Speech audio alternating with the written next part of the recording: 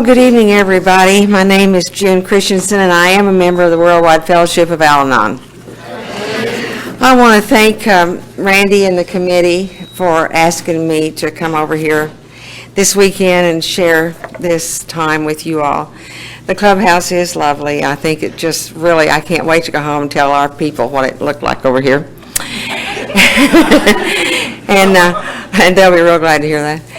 And then we have lovely accommodations at our hotel, and I'm not going to be able to stay the whole weekend, and I'm so sad about that because the two speakers that are coming after me, I haven't seen Francine in several years, but I met her about 15 years ago, and she's lovely, and we had a great time over dinner.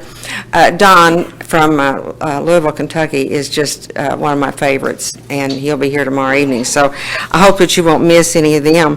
And then in my room, when I went up I did take advantage of the room, went up and kind of got spiffed up a little bit from what I did look like, and and there's this lovely little gift, and it's a Christmas ornament, Randy. That was such a nice and thoughtful thing. Of course, I was glad to hear Marty bragging on Randy, because we claim Randy. You know, he was in Tulsa before he came here. Y'all don't forget that. So he did a fine job over there. My home group is the Traditions Group, meets on Wednesday night in Tulsa. I'm firmly committed to that group. I'm committed to this program.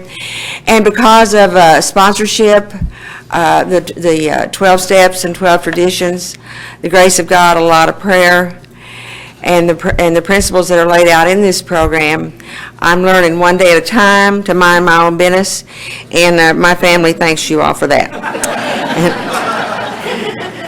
My young son Mike drove me over here tonight. He's not my young son anymore, but he's my youngest kid, and he drove me over. He gets to go with me quite a few places anymore, and I'm going to tell you something. That's a result of the grace of God, the program of Alcoholics Anonymous, and the power of prayer, because 2 years ago, I couldn't have found that boy.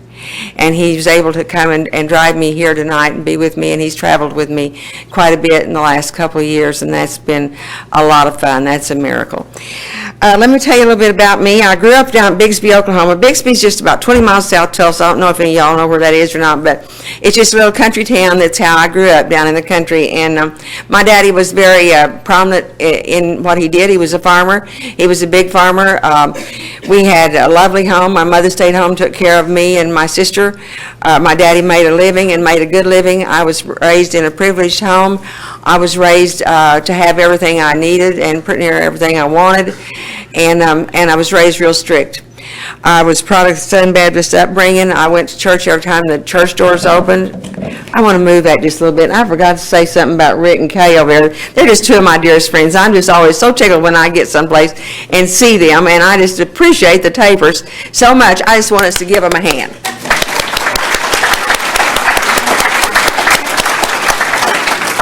Anyway, I was raised in that little old home down there in Bixby, in that little old town, and my daddy, we went to church all the time. My people were real strict. There was no alcohol in our home. There was no abuse of any kind in our home, and it wasn't any fun. And when I was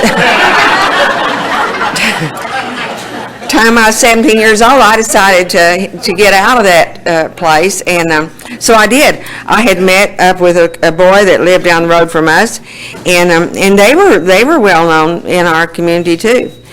Not same as my people by any stretch of imagination. They had a lawyer on retainer, and they had and all the time, and this ain't a lie, all the time there was articles in the paper. They killed one another. They had a whiskey still in the backyard.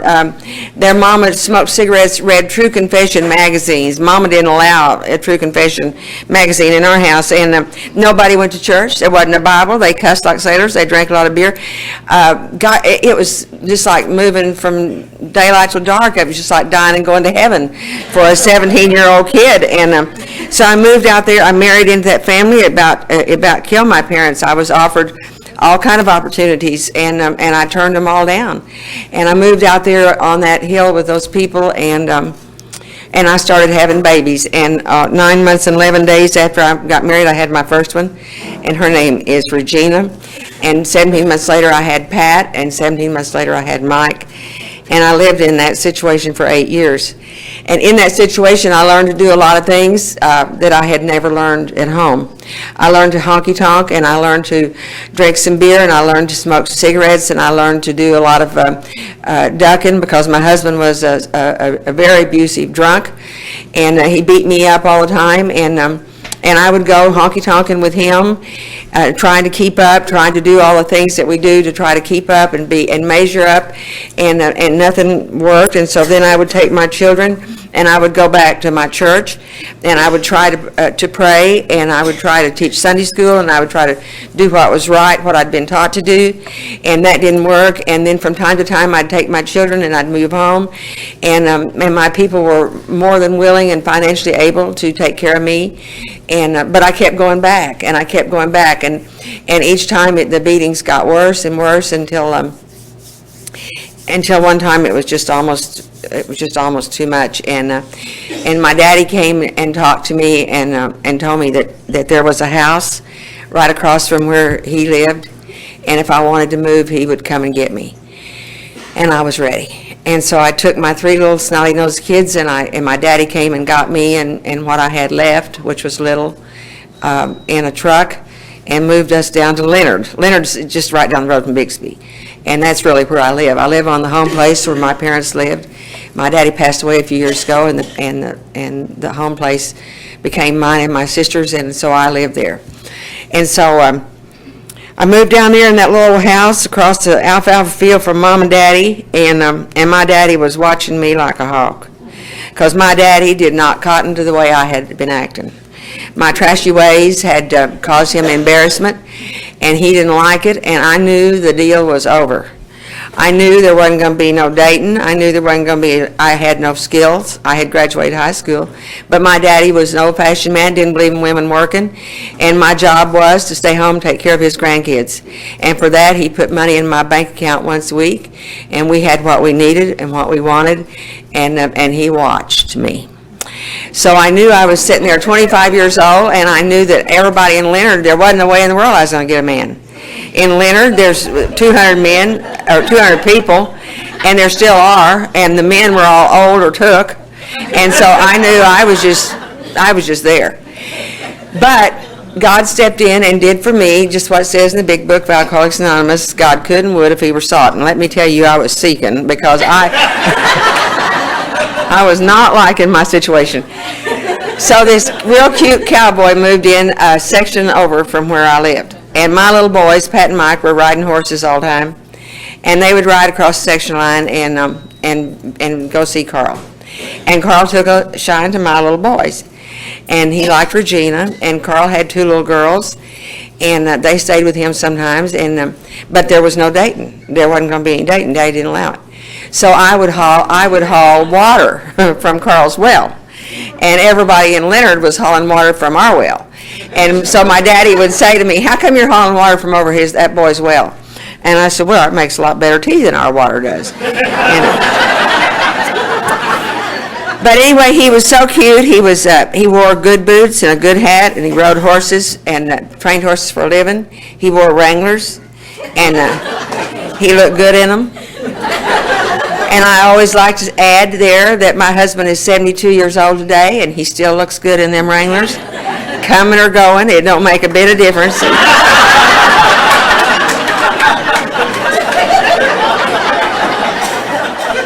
He was just absolutely what I had been praying for. And so every once in a while he would come over and hide his car behind the house and come in and see me for a few minutes. And then one night, after I'd known him for about 3 months, he called me up, and he had been up Tulsa to a wedding. And he said, "I need to talk to you, June. Can I come down there?" And I said, "Yeah, but hide your car around behind the house now, because Daddy catch you down here, he'll run you off." And so Carl hid his car around behind the house. And I got up out of the bed, and I wore blue jeans and T-shirts all the time, and I put my jeans in my shirt. And I had my hair rolled up in them pink rubber rollers, like we used to wear. And one of those net things tied down on my... Well, I didn't know what he wanted, and I wasn't, what you see is what you get. I wasn't trying to... I just didn't think. And so he came in, he backed up against the stove, and he said, "June, I've come over here to ask you if you'll marry me." And I said, "Yeah." And I said, And I mean, I didn't even think. I said it about that fast. And I said, you're going to have to go tell Daddy. And he said, well, I'll go tell him. He wasn't scared. And he went up there the next morning and he told my daddy that he was going to marry me. He said, I love them kids. I love them little boys, and I love Regina, and I love that woman, and I want to marry her. And we got married, and we never had a date. And I am not recommending this to anybody, not by any stretch of the imagination, but I want to tell you all that August the 11th of this year, we celebrated 42 years. So, and it was not all easy, I can tell you that. If it had not been for the program of Alcoholics Anonymous and Al Anon that came into our home and healed our home, me and Carl wouldn't have ever made it. So it's truly by the grace of God that I even have a husband and a home to go back to tonight because of these two programs. So Carl adopted my children when we'd been married 2 years, and into that marriage, Carl brought two little girls. We had 2 kids 5 and 2 kids 6 and 1 kid 7. And one of his little girls moved in with us and made her home with us, and we sent her to college. And the other little girl stayed with her mother. And so that was our little combined family. And we bought a little farm right down the road from where I live today, a small farm. And we started farming. And we started out with lots of hopes and dreams. There was no alcohol in my home. There was no abuse in my home. Carl cussed like a sailor. He'd get mad and have hissy fits, but we overlooked that, and we used to tickle get him that we let him have a few vices. So we just overlooked that, and we started out like that. And my little boys made field hands at a very early age, and they showed horses and cattle and pigs and the things that farm kids do. We did all that stuff, and my little kids won wherever they went. They won. We made sure that they won. They were on good enough stock that they won. And I went running up to the Bixby Bulletin, which was our local town paper, and had an article wrote up in there every time one of them would win something, and I'd brag. And I'd tell what they won, and I'd say, this is the son of Carl and June Christensen, because right down the road, only about 10 miles, is the natural family of my little kids. And they're reading that paper, and I'm wanting to gig them every chance I get, because they treated me tacky and ugly. And so that was why I was doing that, and I was always up there writing these articles, and I tell what they won. Sometimes if they didn't, I stretched it and told a little bit more than what they really did. I just always lying.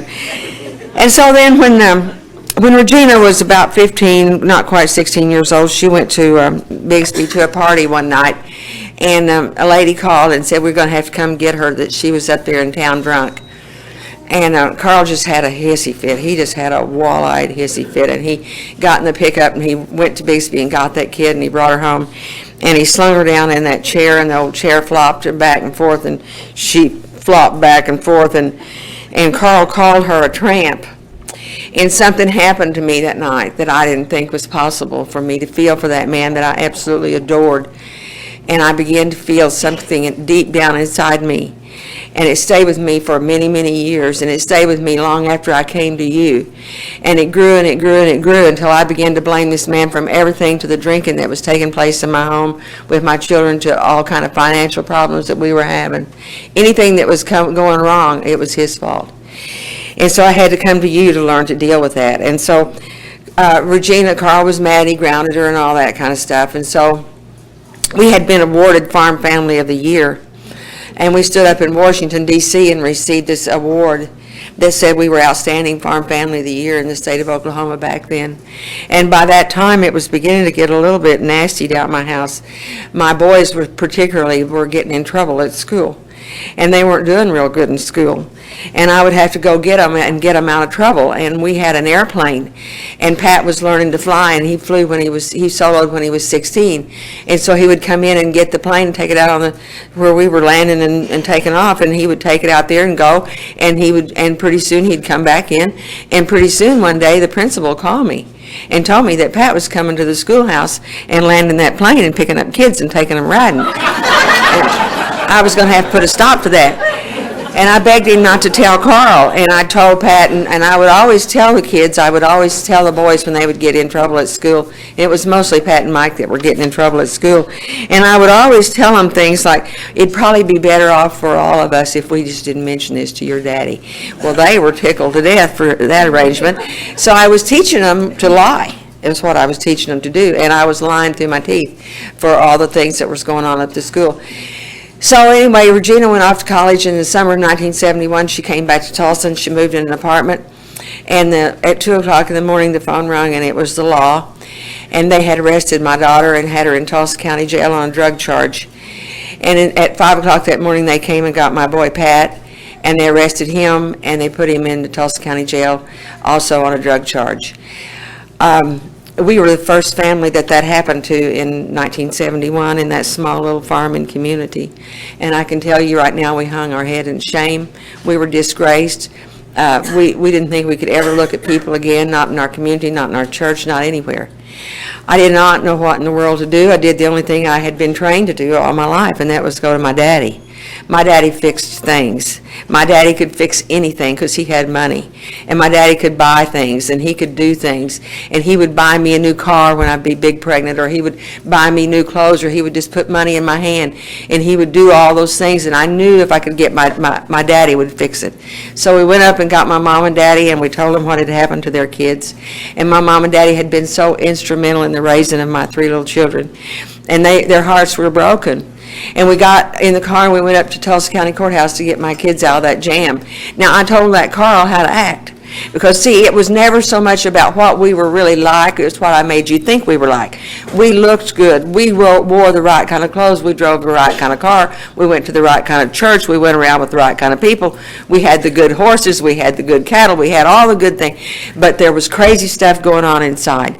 And I was beginning to hide all that stuff that was going on inside and live in this facade of what you thought we were. That was all that was important to me. So I told Carl how to act. Because Carl didn't act, he would act how he wanted to. And I said, now don't you go up there and act ugly, because I don't want Mom and Daddy to see you acting ugly. I don't want you to go up there and stomp around in those boots and act ugly. Well, shoot, he just went up there and acted ugly anyway. I can tell you that he did not mind me that day. And when I left home this morning, he wasn't minding me either. I ain't never got him to mind me yet, and I gave up on it long ago.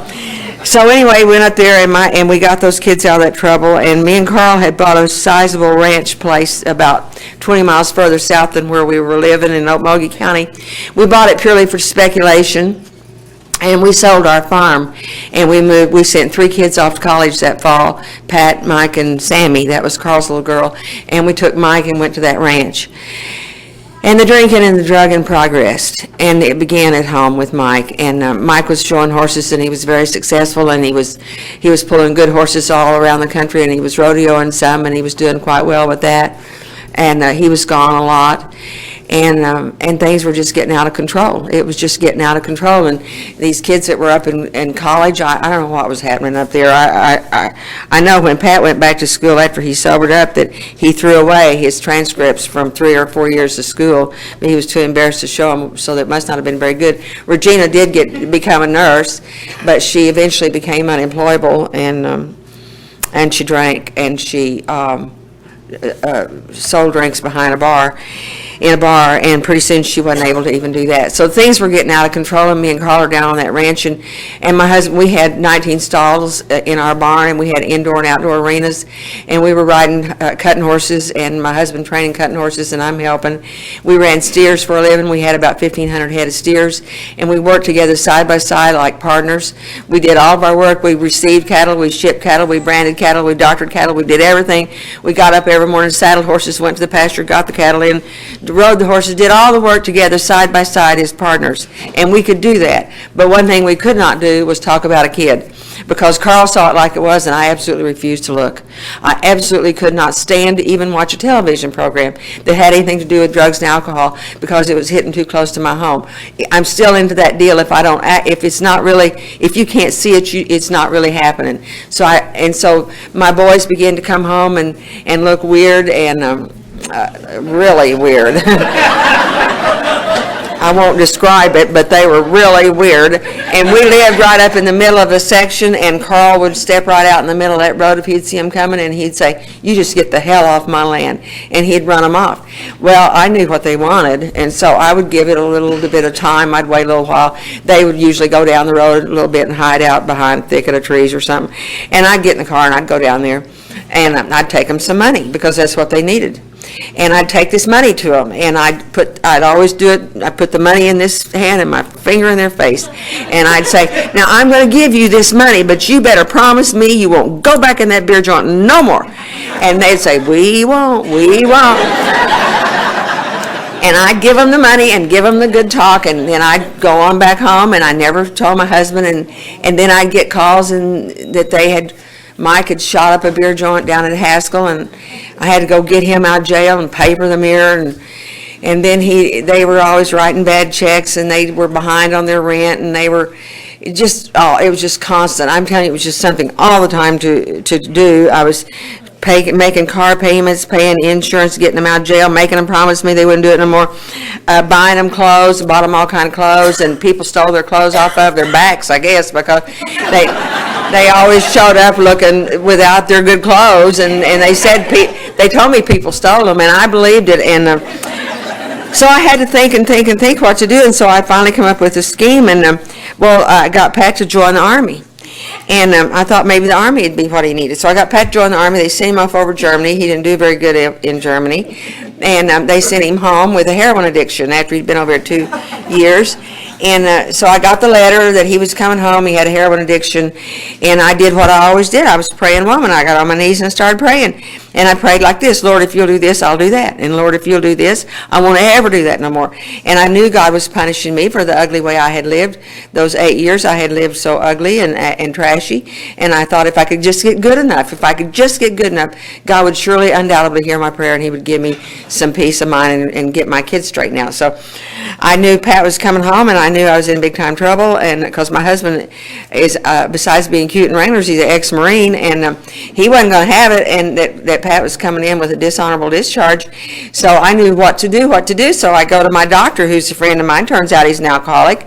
And I go to my doctor friend who had been doctoring Mike, where Mike had shot himself in the leg accidentally. And I'd go up there to Tom, and I said, Tom, I need you to put me in a hospital, and I need to go on this day, and I only need to stay 8 days, because that's all the longer it was going to take me to get that kid out of the country. And and Tom say, June, he came down to our house all the time. He'd say, June, why don't you tell me what's going on down there at your house? And I'd say, nothing, everything's just fine.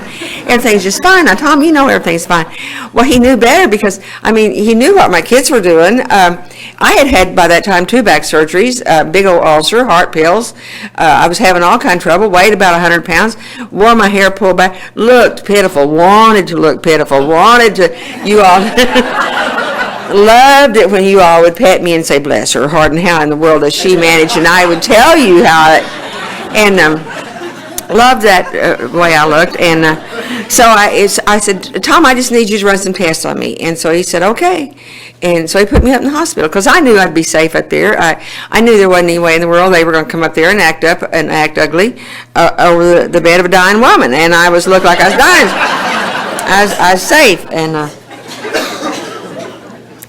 so while I was up there, I had some luck with getting Mike out of the country. Mike had got in jail, and one of the many times, and I went and got him out and put him on an airplane and sent him out to Calipatra, California, to a feedlot to go to work for somebody that we knew out there, and he was doing pretty good. So I thought, that's what I'll do. I'll just call Clell, and I'll get him to get Pat a job, and I'll just send Pat out there. So I did. While I was up there, I made arrangements, sent Pat off out to California, and it was always I had to get away from him. I couldn't stand to look at what was going on, so just send them far, far away. So I had those 2 kids. I sent them out there to California, and but shoot, Pat got out there and got married, and so he comes home with a wife, and then it's not but a year or 2 till he has a little kid, and so I got one more thing I got to take care of. I got to take care of the wife, got to take care of the kid, got to take care of my own 3 kids. Regina's around just living helter-skelter, and things are just it's just awful. And then the holidays would roll around, and that was the worst time, the holidays, and because Regina always show up, and she'd look pretty good, and she'd always bring a little gift for her mom and daddy and her grandma and grandpa. But Pat and Mike, you could just count them out. I had to go hunt them up. I had to go find them. I had to hunt for them. I had to clean them up. I had to make them put on some different clothes, get their hair cut, get them earrings out of their ears, and all that kind of stuff. Their daddy wasn't going to have any of that, and so I had to do all that, and then I knew they wouldn't take the time to go buy the presents, so I decided I'd be their personal shopper, so I'd go out and I'd buy the presents that they needed for Christmas, which ain't a bad deal, by the way, because what I would do, I would go and I would buy a book, usually, and I would write in it, to Daddy, with a whole lot of love from Pat and Mike. And I'd buy something for their grandma and grandpa, and the reason it wasn't a very bad deal is because every now and then I'd find something I wanted, and I'd buy it for myself, and I'd write on there, to Mama, with a whole lot of love. From Pat and Mike, and then I'd act surprised, and that's when I opened it, and so then I'd see Pat and Mike come, and what I want to do, I'd have to go out and I'd have to kind of shine them up a little bit, and I'd have to tell them what I bought all the people, so they wouldn't look like idiots when people opened it. And then I went back in the house, and my next job was to watch Carl, and I wanted Carl to look at the book and say, would you look here what my boys brought for me? And show it to everybody. But Carl, my husband's not a mental midget, not by any stretch of imagination. And my husband would look at the book, and a look of disgust would come on his face, and he would slam the book, and I would look at him, and in my heart I would say, well, you ruined my Christmas one more time. It was always his fault. Always his fault. I could never look at the fault where the fault really belonged. I could never see it. And it would always be Carl's fault. And because of those actions of mine, a marriage that started out, two people so in love, two people that absolutely adored each other, a whole family that adored each other, each of us so sick in our own way, and none of us could see. And because of the actions, my actions, that marriage was almost destroyed. And what started out of a heart full of love turned into a heart full of almost hate. It became just nothingness in that house. We lived in that house, and we worked on that ranch, and we rode those horses, and we did that stuff just like a man in a hard hand.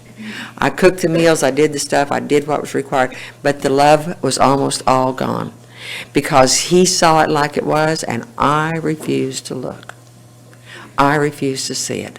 And so that's how things were going on down there, and I was going around acting so crazy. And I always say, if you could have seen me operate in those days, you would have looked at me and you would have said, somewhere there's a village being denied its idiot, because that's exactly how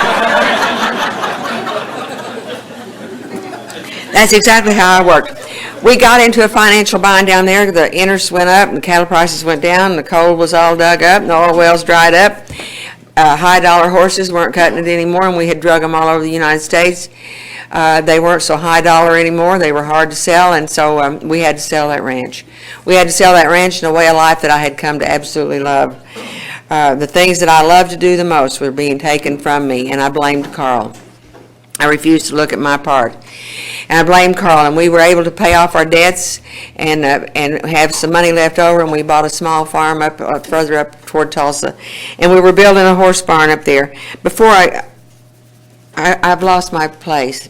Mike had gone to Ohio. I sent Mike to Ohio to get rid of him one time. And while he was up there, he called me his drinking and his drugging got really, really bad. And he called me one night about 11 o'clock. And he said to me, Mama, guess what? And he sounded good. And I said, what? And he said, I've been on my knees up here today. There's a man come to see me. And this man has been talking to me and been praying with me all day. And God has saved my soul. And I'm going to be that preacher that the Lord asked me to be when I was 15 years old. Now, I don't know what y'all believe, but us old Baptists believe in that kind of thing. And Mike had told me when he was about 15 that God had called him to preach. And he said, I don't want to be a preacher. If God wants a preacher out of our bunch, he'll have to get Pat. I ain't going to be the preacher in this family. And so Mike said, Mama, I'm going to go to school and I'm going to preach. And I said, well, Mike, you can't do that. See, it hadn't been my idea. I said, you can't do that. I said, you was up there in the jailhouse the day your class graduated. And he said, yeah, I can do it, and I'm going to do it. And he did. He went up to a Bible college, and he told them his story, and he cleaned himself up, and he took tests and did whatever they wanted him to do. And he went to that school for 2 years, and I sent the money for him to go on. And he wanted to go to Belfast in Northern Ireland and study with Dr. Paisley. And he went over there, and he stayed over there for about 2 years, and he preached all over that country and went to school. And I supplied the money for him to stay over there on. And he came out there, and he wanted to go to Greenville, South Carolina, and get his degree in theology from Bob Jones University. And I said, how much? And he told me, and I provided the money. I never one time asked my husband if I could take that money. And more importantly, it never occurred to me to ask God if it was his will for that boy and for me. You see, it didn't make me any difference. It was my will, and it was that boy's will, and I'd have steamrolled over everybody between here and Tulsa to got it done. And I did it. And I was so proud. And people were coming up to me and they were saying, "Oh, June, aren't you proud?" And I took full credit for that. And I was saying, "Yes, I'm proud." And in my heart, I was saying, "See, one of those kids was smart enough to listen to what their mama said. If those other two kids would get their heads out of their rear ends and listen to their mama, they'd be all right too, like this boy." And I fully thought I was it. And so I got this one kid all dressed up in three-piece suit, and he's preaching all over the country, and I got two kids laying up drunk somewhere. And the drunk kids don't like the preacher kid, and the preacher kid don't like the drunk kids, and Carl can't hardly stand any of us by that time. So that's how that was going. So then we had to sell the ranch place, and we moved up toward town, and it was Pat was flying spray planes for a living, and he had a little girl, little Katie, that's the apple of my eye, and Katie was about 4 years old, and we were out in that barn. We were building a horse barn, and we heard the plane coming. And we stepped outside and looked, and Carl looked up and he said to me, and I remember the look on that man's face, and he said, "June, that boy's drunk up there in that plane, he's going to kill himself." And I remember how much pride and arrogance I walked with in those days. And I threw my head back, and with all the pride I could muster, I looked at that man with disgust. And I said, "How do you know he's drunk? He's up there and you're down here now. How do you know so much?" Because I was still blaming Carl. And he said, "June, don't you know that I've watched that boy fly too many times? He's drunk, and he'll die in that plane if he doesn't stop it." About 9 o'clock that night, we went on back down on the ranch place. We were still down there. And the phone rang, and it was Pat. And he said, "Mom, I need some help." And he'd married into a family, Regina had married into a family of people that had known something about Alcoholics Anonymous and a treatment center in Tulsa. And so I had that bit of information stored up here in my head. And he said, "I need help, Mama. I've got a drinking problem."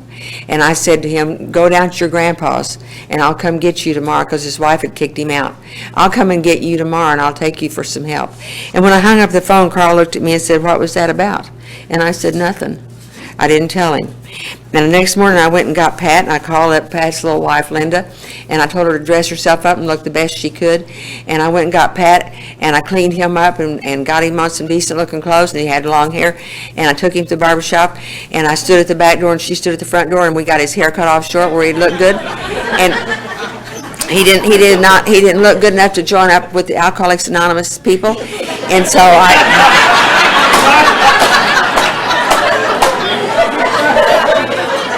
I didn't want y'all kicking him out on account of that. So I got him in the car. I got him all cleaned up and got myself cleaned up. And we all looked really good, and we're driving up there in this big fine car. And so I tell them what to tell when they get in there. And I said, now you go in there, and here's what I want you to remember to tell. I want you to tell him about your grandpa. He's got lots of money. Tell him about your mom and daddy. We live on this big old ranch. Tell him that you're a Farm Family of the Year kid. Don't forget. And then I thought, they'll not get that right no more than nothing, so I'll just go in there and do it for them. So I did. I went marching right in that treatment center, and I walked right up to this big old Indian counselor named Sam, and I began to tell him all about how wonderful we were. And we don't know what happened to this kid, but he needs some help. And he let me spiel for about 5 minutes, and he dismissed me and told me I didn't need to worry about coming back up there. And,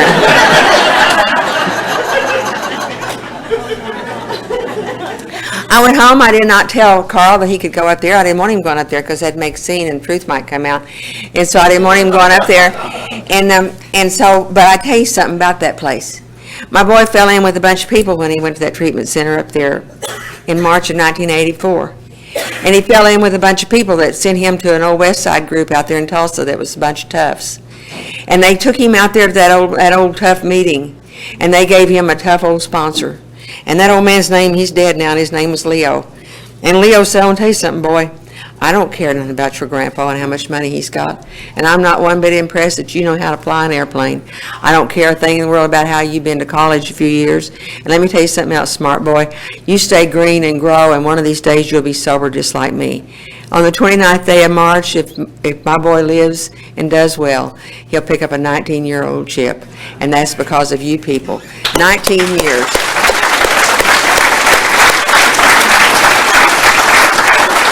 Shortly after that, they fished my little old girl out of a swimming pool of her apartment complex unconscious, and she landed right up there in that very same treatment center with those very same kind of old tough AA people. And on the 9th day of December this year, she'll have 18 years, and it's because of you all. Thank you. I will forever be indebted to you. And so the very first thing my two little sober kids did, they brought me the big book, and they told me I needed to read it. Well, I didn't have any trouble reading that book because they told me my kids had a disease. I wanted to read about it, so I began to read the big book, and I saw what was wrong with them. It said right there in plain writing that your inability to get honest, and I thought, that's what's wrong with my kids. They lie like dogs, and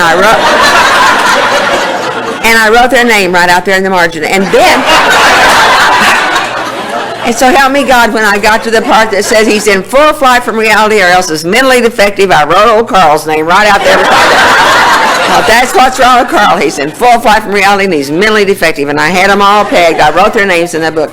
So then they came down to talk to me about the book so I could give them a book report. And they asked me if I would, they told me I needed to go to Al Anon. And I could not believe my ears. I said, you have got to be kidding. Now, you have surely forgot. I'm the one that picked up the bad checks. I'm the one that took care of the kid and the wife. I'm the one that got paid for divorces. I'm the one that paid for weddings. I'm the one that did the rent. I remind them, and I said, and your daddy, he is the horse's rear end. He went to the barn. He ran you all off. Now go out there and tell him to go to Al Anon. He's the one that needs to go, not me. And they looked at me and they said, oh, no, Mama, it's you. And I said, no. I don't believe I shall. I will not go. And so they began to bring some sober people home to my house, and I began to see a different way of living.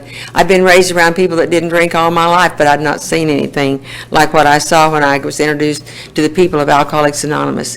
And I began to wish that I drank and I'd join you, but I didn't and I couldn't. And so 3 years went by, and I called up in Ohio one day to see about things up there, and the preacher in the church up there told me that Mike was drunk. Mike had had a bitter disappointment in the church that he worked with, and he crawled back into that bottle, and it was the worst day of my life. And I was, the next morning I was admitted into the hospital in the emergency room. I couldn't breathe and I couldn't talk. And they worked with me all day long, and it scared my daddy to death. And my daddy called my boy Pat to come from Fort Smith, and he called Regina to come in. She was living in Tulsa, and because he thought I was dying. And so they got me where I could talk a little bit and got me where I could breathe a little bit, and they couldn't find anything physically wrong, and just another one of those mystery things that happened to me all the time back in those days. And so they took me home, and Pat came and sat down beside me and asked me if I'd tell him what was wrong, and I shook my head no, and he said, Mama, is it Mike? And I shook my head yes, and he said, is he drunk? And I shook my head yes, and he said, I'll go get him.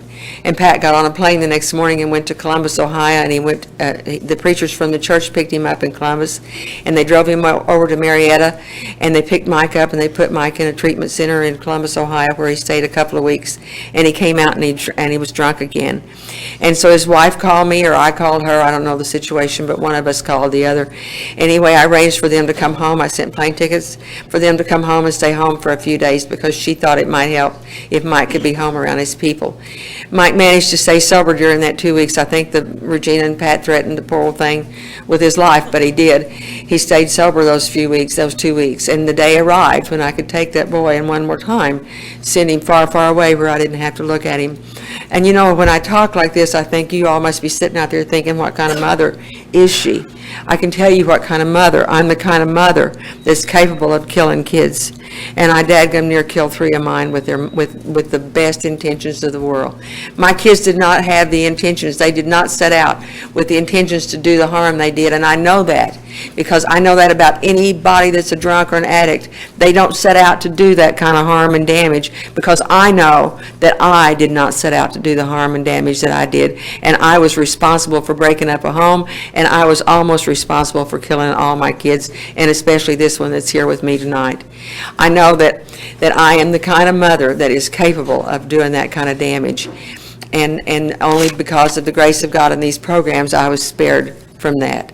And so I took Mike to the airport when time came to take him back to send him far, far away one more time, and And I heard Regina. She came running down the corridor of the airport, and she sat down beside me that day after I put Mike on the plane, and I walked back up and leaned up against the wall, and I slid all the way to the floor. And I put my head down on my knees, and I sobbed like I'd put a corpse on that flight, because I knew the gig was up. I knew in my heart that day the gig was up. I didn't give up. I didn't give up that day, but I knew it was over for me. I knew my daddy didn't have the money, and I knew somehow or other I didn't have the power. I didn't have the power to straighten out my boy. And so my little old girl came and sat beside me that day, and she told me the very precious things that the people of Alcoholics Anonymous had told to her. Mothers are supposed to teach their children, but here stands a mother that her 3 children have taught her more in this length of time than I could ever teach them. Ever. And she told me, she said, Mama, this is where you're going to be willing to go to Al Anon. And that was on the last Sunday in August, 1987. And on the last Tuesday night in August of 1987, I walked into my first Al Anon meeting, and it was in Okmulgee, Oklahoma. And they told me to go down there. There was a woman down there, they said, Mama, that will help you, and her name's Ramona. And I went down there and I found Ramona. And they told me in that meeting when I went in there that I needed to do just 2 things, and that was have an open mind and be willing to be teachable. And I can tell you right now that I went in that meeting that night with 2 things on my mind: get that kid sober and make Carl shut up and mind me. That's all I needed to. That's all I had to have to make my life just perfect. And so I went in there, and I was full of self-pity. I was self-centered. I was self-seeking. I was full of fear. I was driven by fear. And most importantly, folks, I was soul sick. And I didn't know there was a thing wrong with me. I could tell those people in a heartbeat, there isn't anything wrong with me. I can do those 12 steps in 30 minutes. I've been a church kid all my life. I've got a relationship with my God. I don't have any problems. It's them. You tell me how to straighten them out. And they kept telling me the same thing: be open-minded and be willing to be teachable. My 2 little sober kids took me to my very first conference in 1987 in October. I'd only been with you all a couple of months. And there was a woman that stood at a podium like this, and her name was Sue Drum. And Sue Drum said, you've got to take recovery at home. She said, if there's no recovery at home, there's no recovery. She said, you've got to learn to say you could be right. And so I went home armed with that bit of information and a sponsor. I got Ramona to be my sponsor. And I went home ready. And Carl vexed me, and I knew he would. I knew it wouldn't take him long. And he said something that vexed me. And I looked at him, and I said, you know what, Carl? You could be right. And poor old Carl's face fell about right here. And I got up and I went down the hall and I got on my knees in that bathroom and I prayed like this: Lord, shut my mouth. And see, I'd have been down, I'm a praying woman, I'd have been down there praying all right, but I'd have been praying like this: now, Lord, if you'll shut his mouth long enough, I'll go in there and tell him what it is I know that you're wanting me to tell him. Because I knew that was my job. And that's how I prayed. I bargained with God. Prayers didn't get any higher than that ceiling if they even made it that tall. And so I began to change my thinking, began to change, and Ramona got hold of me. And I tell you right now, Al Anon is the most precious thing that ever happened to me. And I would not offend an Al Anon member for anything in the world. But I'm going to tell you all what was given to me. And what was given to me was the big book of Alcoholics Anonymous. Because what was given to my sponsor, she came before there was all these books we have, and that was what was given to her. And she said, you begin to read the Al-Anon literature, June, but let's do your steps according to the big book of Alcoholics Anonymous. And that's what we did. And I began to read that book, and I became a student of that book, and that book sings to my soul tonight. And I had to go back in that book, and I had to scratch their names out, and I had to put my own name in there, and I began to see what was wrong with me, and it told me what to do when I got up in the morning and what to do when I went to bed at night. And Ramona told me to get on my knees every morning and say, Lord, relieve me of the bondage of self, that I may better do your will.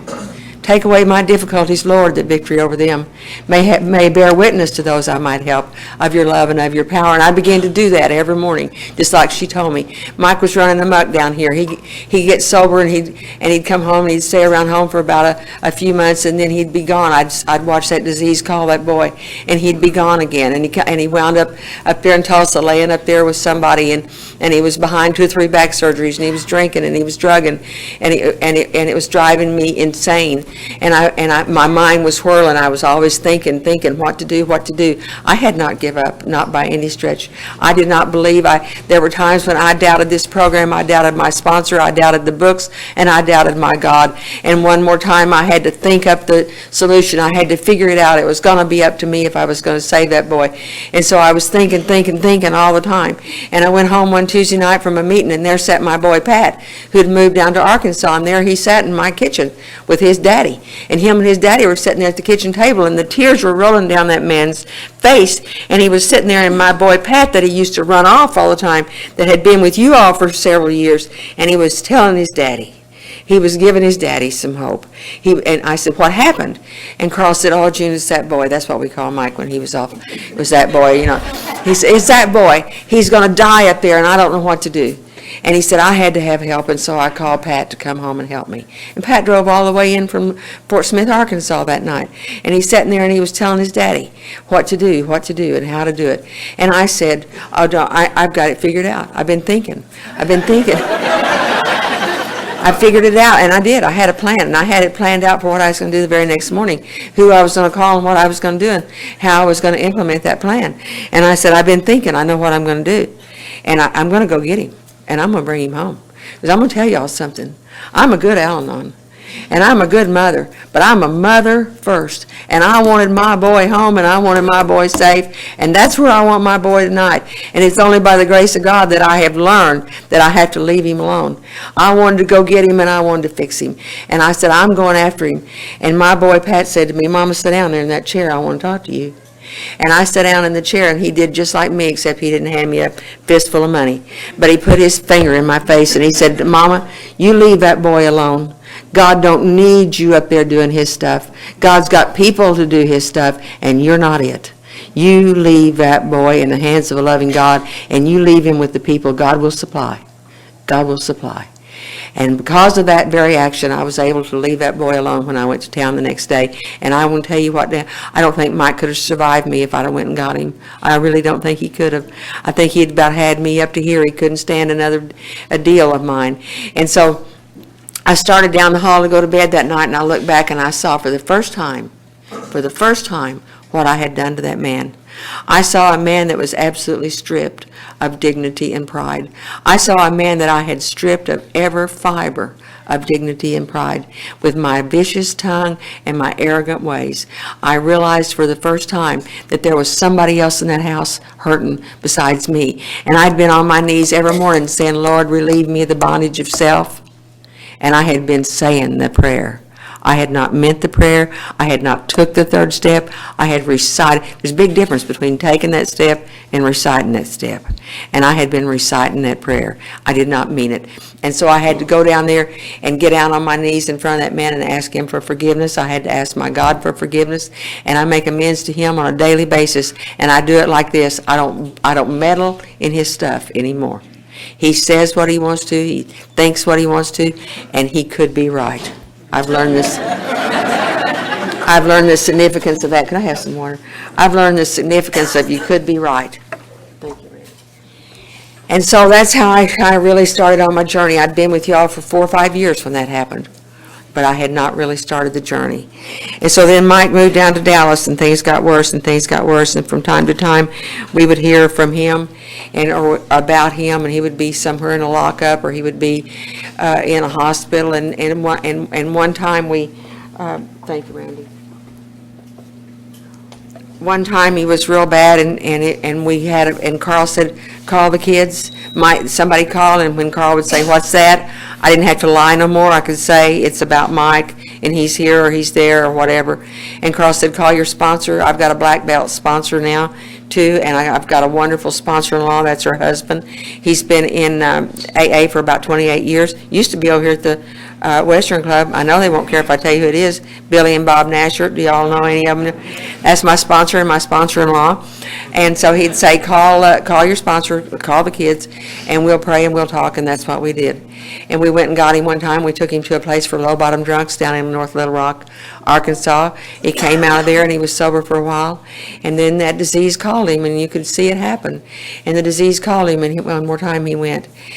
And so in the last couple of years, I think in 98 and 99, Mike laid in the streets of Tulsa, and he literally laid in the streets of Tulsa.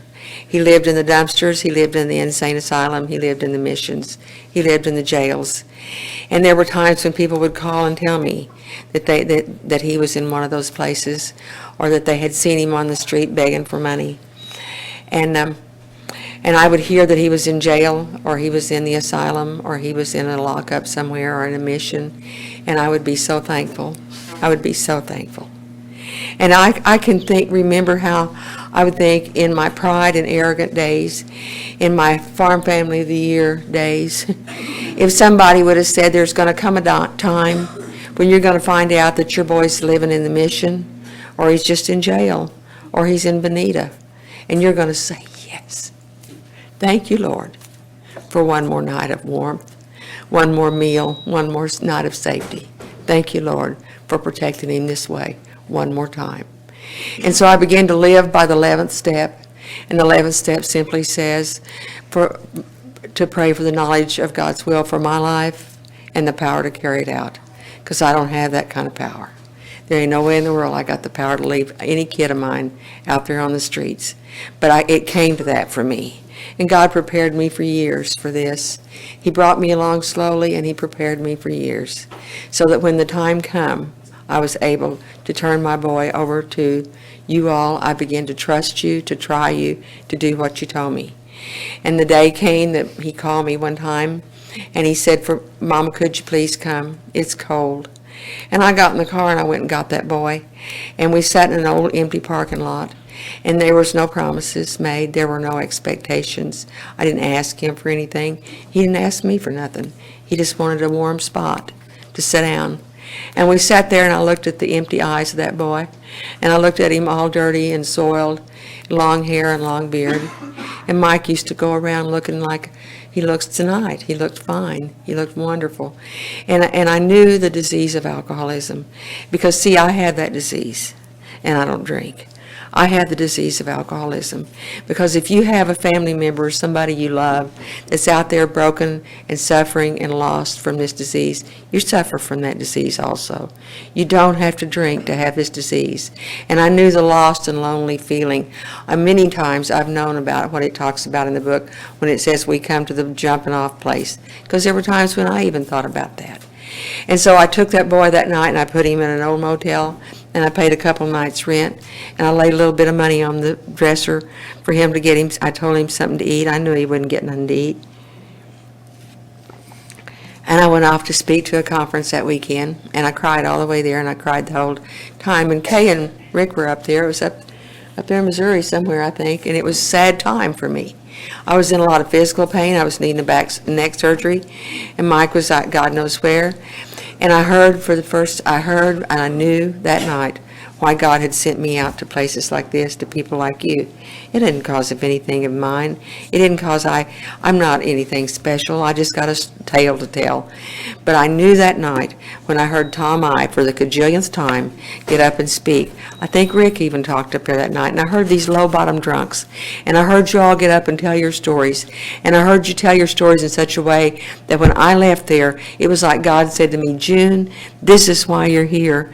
You're here so you can hear this stuff, so you can know that people can be snatched up out of that muck and that mire, and they can be put up here on solid ground, and their mother didn't do it. Their mother, it doesn't even say in the Bible that Paul's mother was there when Paul got rescued. Now, what made me ever think I was it? And so I had to, that was what God was doing, sending me to places like this. He let me hear from you guys. And one more time I knew that I had to do only one thing: pray for the knowledge of his will for my life and ask for the power to carry it out. And then I did what Mike told me back when he was preaching. Mama, ask God for what you want and then thank him for it, because he's going to answer your prayer. Thank him for the miracle when you ask for it. And then I began to remember the things that Mike had told me. And one time when we went off to a conference, and he was with me at a conference, and he said, Mama, read in this book about in the big book, where it talks about my pick struck gold. And I read that part in the family afterwards, and it talks about that old miner. And he went out and he mined for that gold, and his pick struck gold. And the more he dug, the more he got. And the more he got, the more he dug. And the more he got, the more he gave away. And I knew what my purpose was. It was to go and just tell you all about what God and the power of prayer and the grace of God can do in your life, and the 12 steps of Alcoholics Anonymous and Al Anon can do in your life. The healing that is in my home today took place slowly. Not like that. It took place when things changed. Not when we said, I'm sorry, when people's actions changed. Actions have to change. And so tonight, shoot, my cup is full. And I drink from a saucer most all the time. Because there was a night back in February 2 years ago when a young man called me and he said, Mama, I'm cold and I'm hungry and I can't live on this street no longer. Come and get me. And I got in my car and I started. And I started down that road and I started crying and I started arguing with God, justifying and rationalizing what I was doing. I knew it was wrong. And I pulled my car off the side of the road and I called Billy. And Billy didn't answer, but Bob did. God put Bob in my life for a reason. And I said, Bob, I'm going after him. I don't care what anybody says. It's sleeting, it's cold. And Bob said, June. You turn that car around now, honey, and you go on back home. And you leave that boy alone. That boy will make it just fine. We're a real innovative bunch, he said. He'll find a warm spot. And Mike found a warm spot before the night was out. And I went on back home. And I walked in and my husband held me in his arms. And then he got up and he said something to me. My husband don't go to nothing, but he supports me 100%. And he said to me, you know what, June? When you drove out of that driveway, I just sat there and I said to myself, if I was that woman and I went and got that boy, I don't believe I'd get up and give any more of them talks anymore. Because you ain't walking the walk, are you? And sometimes it gets pretty hard to walk the walk, but that's the only way we can be a program of attraction. And so, in the morning when I wake up, I'll wake up in faith. I'll sleep tonight in faith instead of fear. And in the morning when I wake up, that has been that pride and arrogance that I once walked with has been replaced with gratitude and humility because of what you all have given to me. You have given me so much. You have given me the best way I know to understand it, to say it, is what John the Indian said. John the Indian said, thank God you and I, we understand each other. Thank God you and I, we help each other. Thank God you and I, we love each other. And you all loved me enough and my children enough that we're a sober family tonight. And it's because of you and the grace of God and the 12 steps of this program that I happen to believe are divinely inspired. But that's a whole other sermon, so I won't get into that. I'd like to say that me and Carl are sweethearts again, and that Carl is proud of his children. And when they come home, he loves on them, and he tells them, and he puts his arms around his big old boys, and he tells them he's proud of them. He won't go anyplace if he thinks his kids are coming home. He's proud of his children tonight, and they are proud of their daddy. They absolutely adore him. I like to close my story the way I always close, and it tells me in this little book, he has delivered my soul in peace from the battles that were against me, and there were many with me. And that more or less tells my story. And then I want to say this one other little story, and it's about me and Carl. What happened with me and Carl. And Carl always showed those horses and rode those horses, and I was the turnback help. And the turnback help sits out in front of the cutter, and he screams at you if you're his wife. And I got really tired of it. I got really tired of getting screamed at all the time. So I decided I want to go to cutting. I want to show a horse. I want to get to do the big thing. So Carl bought me this little mare, and I had chaps, boots, spurs, hat, saddle, had the whole 9 yards, had this good mare. Carl sent me to the old master. The old master was named Mr. Pat Patterson. Mr. Pat lived over at Tecumseh, had won the champion horsemanship, a cutting horse man, many times. And Carl sent me over to that old man. He was a gruff old man, but he loved me, and I loved him back. And he sent me over at that old man, and I stayed with him week after week. And the old man patiently worked with me, and I'd slop around on that horse or fall off. The old man would help me back up and help me and encourage me and tell me I could do it and tell me how to do it, and one more time we'd try. And then the day arrived when I could go down here to Shawnee and I could be in my very first cutting. And I was absolutely terrified. I was scared to death. My knees were literally shaking. And I rode in that arena on that mare, and I was in the practice end of that arena, opening that mare, getting her ready. And I looked up, and there was my teacher. There was the old man. Mr. Pat was there. And Mr. Pat called me off to the side, and he said, "Now, June, you can ride that mare good. Now, here's what I want you to remember to do. I want you to ride in that arena. You give that mare her head. That means put the rein down. You put that rein down on that mare's neck, and don't try to help her. Now, you trust that mare, and you scrooch way down in there on that saddle, get down in there on them pockets, and give that mare her head, and trust her. And don't try to help her." Now, he said, "I'm going to be in this corner, and Carl's going to be in that corner, and if you will listen to us, we'll talk you through it." And I thought about that one night. I was giving a talk like this over at Shawnee, and that came in my mind. And I thought, shoot far. That's the whole thing. My God says to me, "June, you have got the best tools there is known to man." That's these tapes we listen to, these books we read. That's these conferences we get to go to. I have sent you to the masters, and that's you people. That's those who walk ahead of us. I have sent you to the master, June, and you've got these good tools. Now, here's what I need you to do. You just need to relax and trust me, and don't try to help me. I know what to do. I don't need you to try to help me. And if you'll just listen, June, I'll talk you through it. And he talks me through it every day. And he'll come and talk you through it too. But you have to ask him. Because, see, he don't come uninvited. He don't come in uninvited. The big book says God could and would if he were sought. And that's the key. God bless y'all, and thanks.